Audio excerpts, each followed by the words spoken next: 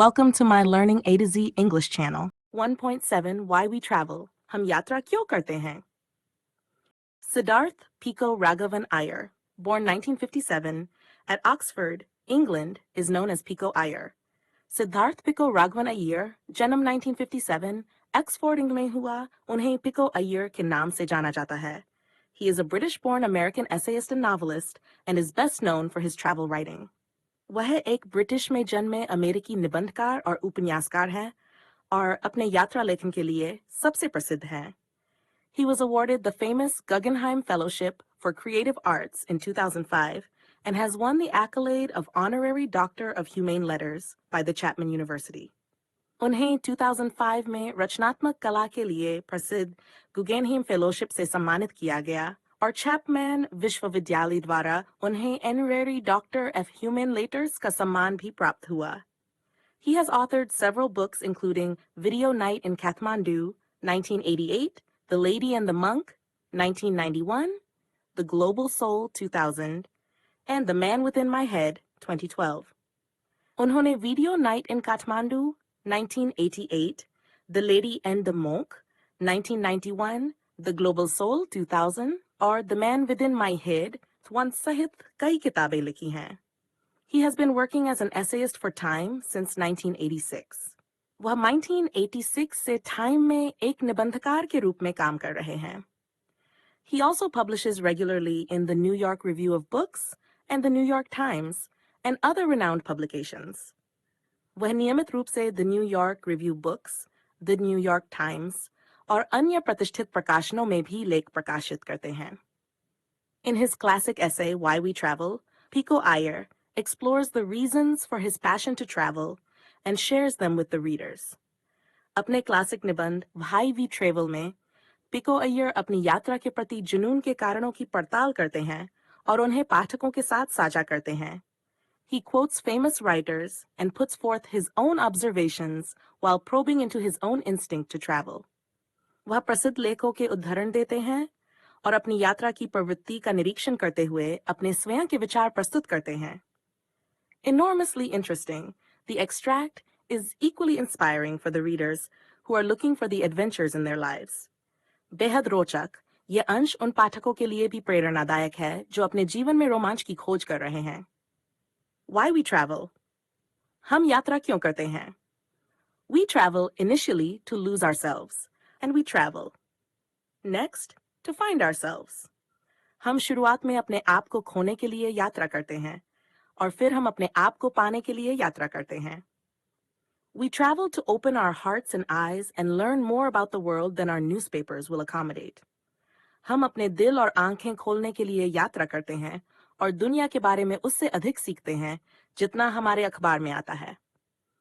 We travel to bring what little we can, in our ignorance and knowledge, to those parts of the globe whose riches are differently dispersed. हम अपनी अज्ञानता और ज्ञान में जितना भी थोड़ा ला सकते हैं, उसे उन क्षेत्रों में लेकर जाते हैं जिनकी संपदा विभिन्न प्रकार से फैली हुई है. And we travel, in essence, to become young fools again, to slow time down and get taken in and fall in love once more. और हम यात्रा करते हैं, मुख्यतः फिर से युवा मूर्ख बनने के लिए, समय को धीमा करने के लिए, उसमें खो जाने के लिए, और फिर से प्रेम में पड़ने के लिए. The beauty of this whole process was best described, perhaps, before people even took to frequent flying, by George Santayana in his lapidary essay, The Philosophy of Travel. इस पूरे प्रक्रिया की सुंदरता को शायद सबसे अच्छे से जॉर्ज सेंटायाना ने अपने प्रसिद्ध निबंध The Philosophy of Travel में वर्णित किया था, इससे पहले कि लोग हवाई यात्रा करने लगे थे. We need sometimes, the Harvard philosopher wrote, to escape into open solitudes, into aimlessness, into the moral holiday of running some pure hazard, in order to sharpen the edge of life, to taste hardship, and to be compelled to work desperately for a moment at no matter what. Harvard के इस दार्शनिक ने लिखा, हमें कभी-कभी खुले एकांत में, उद्देश्यहीनता में, किसी शुद्ध जोखिम का सामना करने के नैतिक अवकाश में भागने की आवश्यकता होती है, जीवन की धार को तेज करने के लिए, कठिनाई का स्वाद चखने के लिए, और किसी भी परिस्थिति में काम करने के लिए मजबूर होने के लिए. Few of us ever forget the connection between travel and travail. हम में से कुछ लोग कभी भी यात्रा और कठिनाई के बीच के संबंध को नहीं भूलते हैं. Travel in that sense guides us toward a better balance of wisdom and compassion, of seeing the world clearly and yet feeling it truly. इस मायने में यात्रा हमें ज्ञान और करुणा के बेहतर संतुलन की ओर ले जाती है. दुनिया को स्पष्ट रूप से देखना और फिर भी उसे सच्चे दिल से महसूस करना. For seeing without feeling can obviously be uncaring, while feeling without seeing can be blind. क्योंकि बिना महसूस किए देखना स्पष्ट रूप से उदासीन हो सकता है, जबकि बिना देखे महसूस करना अंधा हो सकता है. Yet for me, the first great joy of traveling is simply the luxury of leaving all my beliefs and certainties at home and seeing everything I thought I knew in a different light and from a crooked angle. फिर भी मेरे लिए यात्रा की पहली बड़ी खुशी बस यह है कि मैं अपने सभी विश्वासों और निश्चितताओं को घर पर छोड़ सकता हूँ और हर उस चीज को एक अलग दृष्टिकोण और तिरछे कोण से देख सकता हूँ जिसे मैंने सोचा था कि मैं जानता हूँ. Though it's fashionable nowadays to draw a distinction between the tourist and the traveler, perhaps the real distinction lies between those who leave their assumptions at home and those who don't. हालांकि आजकल पर्यटक और यात्री के बीच अंतर करना fashionable है, शायद असली अंतर उन लोगों के बीच है जो अपनी धारणाओं को घर पर छोड़ देते हैं और जो नहीं छोड़ते. Among those who don't, a tourist is just someone who complains, nothing here is the way it is at home, while a traveler is one who grumbles, everything here is the same as it is in Cairo, or Cusco, or Kathmandu. उन लोगों में जो नहीं छोड़ते, एक पर्यटक वह है जो शिकायत करता है, यहाँ कुछ भी वैसा नहीं है जैसा घर पर है, जबकि एक यात्री वह है जो बड़बड़ाता है, यहाँ सब कुछ वही है जैसा काहिरा में है, या कुस्को या काठमांडू में है. It's all very much the same. ये सब बहुत हद तक एक जैसा है. But for the rest of us, the sovereign freedom of traveling comes from the fact that it whirls you around and turns you upside down, and stands everything you took for granted on its head. लेकिन हम में से बाकी लोगों के लिए यात्रा की सर्वोच्च स्वतंत्रता इस तथ्य से आती है कि ये आपको घुमा देती है, उल्टा कर देती है, और उन सभी चीजों को सिर के बल खड़ा कर देती है जिन्हें आपने सामान्य समझ लिया था. If a diploma can famously be a passport to a journey through hard realism, a passport can be a diploma for a crash course in cultural relativism. अगर एक डिप्लोमा प्रसिद्ध रूप से एक पासपोर्ट हो सकता है कठिन यथार्थवाद की यात्रा के लिए, तो एक पासपोर्ट एक डिप्लोमा हो सकता है सांस्कृतिक सापेक्षवाद में एक त्वरित पाठ के लिए. And the first lesson we learn on the road, whether we like it or not, is how provisional and provincial are the things we imagine to be universal. और पहली शिक्षा जो हम रास्ते में सीखते हैं, चाहे हमें पसंद आए या नहीं, यह है कि हम जिन चीजों को सार्वभौमिक मानते हैं, वे कितनी अस्थायी और संकीर्ण होती हैं. We travel then, in part, just to shake up our complacencies by seeing all the moral and political urgencies, the life and death dilemmas that we seldom have to face at home. हम तब यात्रा करते हैं, आंशिक रूप से अपनी आत्मसंतुष्टि को हिलाने के लिए, सभी नैतिक और राजनीतिक आवश्यकताओं को देखने के लिए, जीवन और मृत्यु के द्वंद्वों को देखने के लिए, जिनका हमें घर पर शायद ही कभी सामना करना पड़ता है. And we travel to fill in the gaps left by tomorrow's headlines. और हम यात्रा करते हैं ताकि कल की सुर्खियों के पीछे छूटे अंतराल को भर सकें. When you drive down the streets of Port-au-Prince, for example, where there is almost no paving, your notions of the internet and a one-world order grow usefully revised.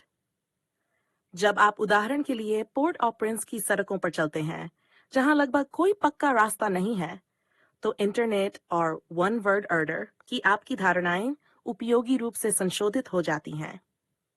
Travel is the best way we have of rescuing the humanity of places and saving them from abstraction and ideology.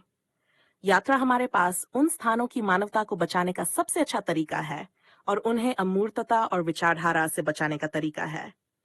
And in the process, we also get saved from abstraction ourselves and come to see how much we can bring to the places we visit, and how much we can become a kind of carrier pigeon, an anti-federal express, if you like, in transporting back and forth what every culture needs.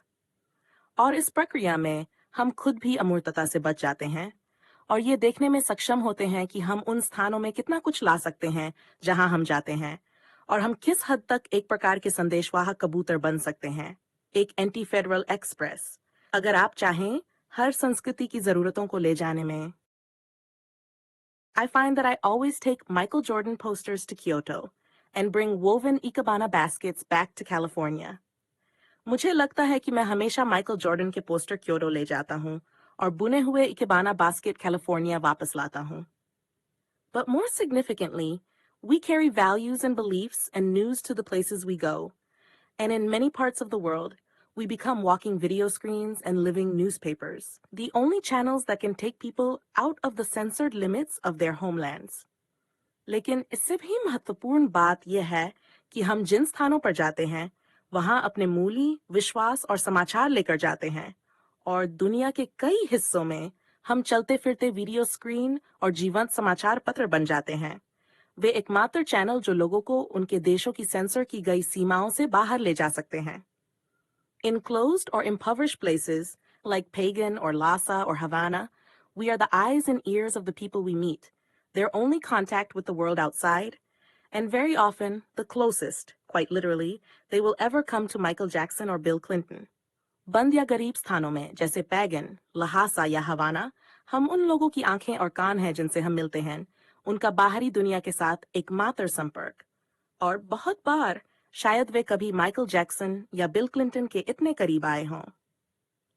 Not the least of the challenges of travel, therefore, is learning how to import and export dreams with tenderness. इसलिए यात्रा की चुनौतियों में से एक है ये सीखना कि सपनों का कोमलता से आयात और निर्यात कैसे किया जाए. By now, all of us have heard, too often, the old Proust line about how the real voyage of discovery consists not in seeing new places, but in seeing with new eyes. अब तक हम सभी ने बहुत बार पुरानी Proust की पंक्ति सुनी है कि खोज की असली यात्रा नए स्थानों को देखने में नहीं, बल्कि नई आंखों से देखने में है. Yet one of the subtler beauties of travel is that it enables you to bring new eyes to the people you encounter. फिर भी यात्रा की एक सूक्ष्म सुंदरता यह है कि यह आपको मिलने वाले लोगों के लिए नई दृष्टि लाने में सक्षम बनाती है.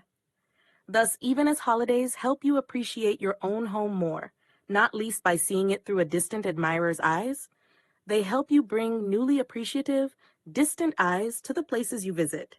इस प्रकार छुट्टियां आपको अपने घर की अधिक सराहना करने में मदद करती हैं, खासकर जब आप इसे एक दूर के प्रशंसक की नजर से देखते हैं. वे आपको नई सराहनीय, दूर की नजरें उन स्थानों पर लाने में भी मदद करती हैं जिनका आप दौरा करते हैं. You can teach them what they have to celebrate as much as you celebrate what they have to teach. आप उन्हें यह सिखा सकते हैं कि उनके पास किस चीज का जश्न मनाने योग्य है, उतना ही जितना कि आप ये मनाते हैं कि उनके पास आपको सिखाने के लिए क्या है. This, I think, is how tourism, which so obviously destroys cultures, can also resuscitate or revive them. How it has created new traditional dances in Bali and caused craftsmen in India to pay new attention to their works. मेरा मानना है कि ये इस तरह है कि पर्यटन, जो स्पष्ट रूप से संस्कृतियों को नष्ट करता है, उन्हें पुनर्जीवित या पुनर्जीवित भी कर सकता है, जैसे कि इसने बाली में नए पारंपरिक नृत्यों का सृजन किया है और भारत में शिल्पकारों को उनके काम पर नई दृष्टि देने के लिए प्रेरित किया है. Thus, travel spins us round in two ways at once. It shows us the sights and values and issues that we might ordinarily ignore. But it also, and more deeply, shows us all the parts of ourselves that might otherwise grow rusty. इस प्रकार यात्रा हमें एक साथ दो तरह से घुमाती है. यह हमें उन दृश्यों, मूल्यों और मुद्दों को दिखाती है जिन्हें हम सामान्य रूप से नजरअंदाज कर सकते हैं, लेकिन यह हमें हमारे भीतर के उन सभी हिस्सों को भी गहराई से दिखाती है जो अन्यथा जंग खा सकते हैं. For in traveling to a truly foreign place, we inevitably travel to moods and states of mind and hidden inward passages that we'd otherwise seldom have cause to visit. क्योंकि वास्तव में एक विदेशी स्थान पर यात्रा करने में हम अनिवार्य रूप से उन मनोवृत्तियों, मानसिक अवस्थाओं और छिपी हुई आंतरिक राहों पर यात्रा करते हैं जिन पर हमारे पास अन्यथा शायद ही कभी जाने का कारण हो. On the most basic level, when I'm in Tibet, though not a real Buddhist, I spend days on end in temples, listening to the chants of sutras. सबसे बुनियादी स्तर पर, जब मैं तिब्बत में होता हूँ, तो भले ही मैं एक वास्तविक बौद्ध नहीं हूँ, मैं मंदिरों में लगातार दिनों तक बिताता हूँ, सूत्रों के मंत्रों को सुनता हूँ. To Iceland to visit the lunar spaces within me, and in the uncanny quietude and emptiness of that vast and treeless world, to tap parts of myself generally obscured by chatter and routine. मैं Iceland में अपने भीतर के चंद्रमंडल को देखने जाता हूँ और उस विशाल और बिना पेड़ों वाली दुनिया की अजीब चुप्पी और खालीपन में अपने उन हिस्सों को छूने के लिए जो आमतौर बक-बक और दिनचर्या से छिपे रहते हैं. We travel then, in search of both self and anonymity, and of course, in finding the one we apprehend the other. हम यात्रा करते हैं तब खुद को और गुमनामी दोनों को खोजने के लिए, और बेशक एक को पाने में हम दूसरे को समझते हैं. Abroad, we are wonderfully free of caste and job and standing. We are, as Hazlitt puts it, just the gentleman in the parlor, and people cannot put a name or tag to us. विदेश में हम जाति, नौकरी और रुतबे से अद्भुत रूप से मुक्त होते हैं. हम, जैसा कि हैजलिट कहते हैं, बस ड्राइंग रूम में बैठे सज्जन हैं, और लोग हम पर कोई नाम या टैग नहीं लगा सकते. And precisely because we are clarified in this way and freed of inessential labels, we have the opportunity to come into contact with more essential parts of ourselves, which may begin to explain why we may feel most alive when far from home. और ठीक इसी वजह से जब हम इस तरह से स्पष्ट और गैर जरूरी लेबलों से मुक्त होते हैं, तो हमें अपने भीतर के अधिक महत्वपूर्ण हिस्सों के संपर्क में आने का अवसर मिलता है, जो शायद ये समझाने की शुरुआत कर सकता है कि हम घर से दूर सबसे ज्यादा जीवित महसूस क्यों करते हैं. Abroad is the place where we stay up late, follow impulse, and find ourselves as wide open as when we are in love. विदेश वह जगह है जहां हम देर रात तक जागते हैं, अपनी इच्छाओं का पालन करते हैं और खुद को उतना ही खुला पाते हैं जितना हम प्रेम में होते हैं. We live without a past or future, for a moment at least, and are ourselves up for grabs and open to interpretation. हम बिना किसी अतीत या भविष्य के जीते हैं, कम से कम एक पल के लिए, और हम पूरी तरह से पकड़ने और व्याख्या के लिए खुले होते हैं. We even may become mysterious to others at first, and sometimes to ourselves. And, as no less a dignitary than Oliver Cromwell once noted, a man never goes so far as when he doesn't know where he is going. हम रहस्यमय भी बन सकते हैं, शुरुआत में दूसरों के लिए और कभी-कभी खुद के लिए. और जैसा कि ओलिवर क्रॉमवेल जैसे एक महान व्यक्ति ने एक बार कहा था, कोई व्यक्ति कभी उतनी दूर नहीं जाता जितना तब उसे नहीं पता होता कि वह कहाँ जा रहा है. There are, of course, great dangers to this, as to every kind of freedom. But the great promise of it is that, traveling, we are born again and able to return at moments to a younger and a more open kind of self. बेशक, हर तरह की स्वतंत्रता की तरह इसमें भी बड़े खतरे हैं, लेकिन इसका महान वादा यह है कि यात्रा करते समय हम फिर से जन्म लेते हैं और किसी क्षण में एक युवा और अधिक खुले प्रकार के स्वयं में लौटने में सक्षम होते हैं. Traveling is a way to reverse time, to a small extent, and make a day last a year, or at least 45 hours. And traveling is an easy way of surrounding ourselves, as in childhood, with what we cannot understand. यात्रा समय को थोड़ा उलटने का एक तरीका है, और एक दिन को एक साल जितना या कम से कम 45 घंटे तक खींचने का एक तरीका है. और यात्रा बचपन की तरह खुद को उस चीज से घेरने का एक आसान तरीका है जिसे हम समझ नहीं सकते. Language facilitates this cracking open, for when we go to France, we often migrate to French, and the more childlike self, simple and polite, that speaking a foreign language educes. भाषा इस खुलने की प्रक्रिया को आसान बनाती है, क्योंकि जब हम फ्रांस जाते हैं, तो हम अक्सर फ्रेंच में बदल जाते हैं, और एक अधिक बाल सुलभ, सरल और विनम्र व्यक्तित्व विकसित होता है, जो विदेशी भाषा बोलने से उत्पन्न होता है. Even when I'm not speaking pidgin English in Hanoi, I'm simplified in a positive way, and concerned not with expressing myself, but simply making sense. यहाँ तक कि जब मैं हनोई में टूटी-फूटी अंग्रेजी नहीं बोल रहा होता, तब भी मैं सकारात्मक रूप से सरल हो जाता हूँ और अपने विचारों को व्यक्त करने के बजाय बस समझने पर ध्यान केंद्रित करता हूँ. So travel, for many of us, is a quest for not just the unknown, but the unknowing. I, at least, travel in search of an innocent I that can return me to a more innocent self. इसलिए यात्रा हम में से कई लोगों के लिए केवल अज्ञात की नहीं, बल्कि अज्ञानता की खोज है. कम से कम मैं एक मासूम नजर की खोज में यात्रा करता हूँ, जो मुझे एक अधिक मासूमियत भरे स्व में लौटा सके. I tend to believe more abroad than I do at home. which though treacherous again, can at least help me. मैं विदेश में घर की तुलना में अधिक विश्वास करने की प्रवृत्ति रखता हूँ, जो हालांकि फिर से विश्वासघाती हो सकता है, लेकिन कम से कम मुझे मदद करता है. It will continue in the next video. I hope you understood this video. For more learning, subscribe to my channel.